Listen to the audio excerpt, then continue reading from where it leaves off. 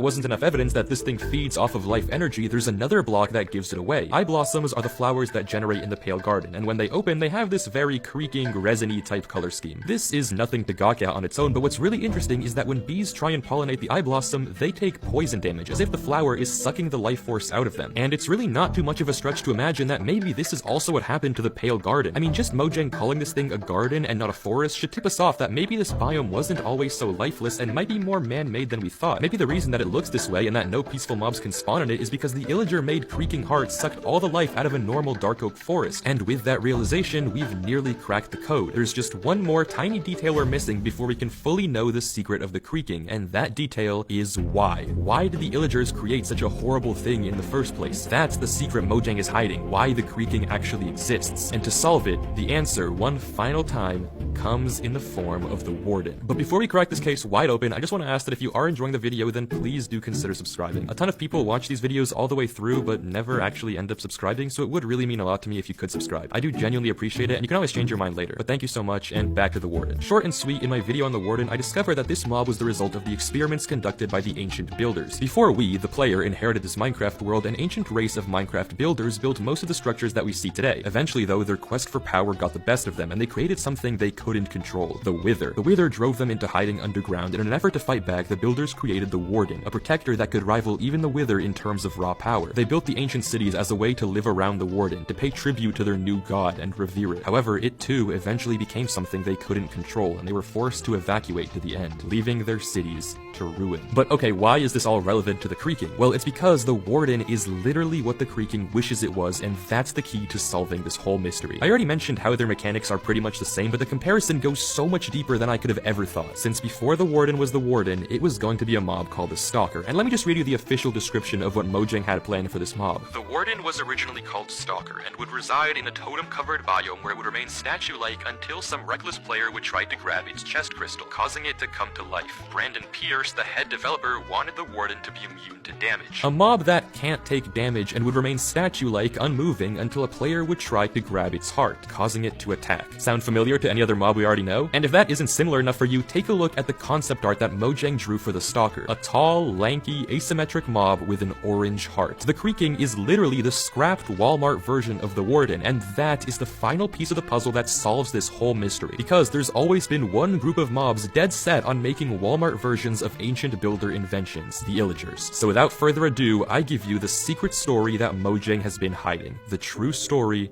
of the creaking. The ancient builders, ruined by their hubris and fear, created something they couldn't control, a guardian that went rogue and drove them into permanent hiding in the end. But they weren't the last ones to see these cities. Certain villagers had always been fascinated by the magic of the ancient builders, and for this they were shunned by the other villagers who wished not to dabble in the occult. These exiled villagers watched the ancient builders build giant monuments, create life out of nothing, and they were hooked by the magic that these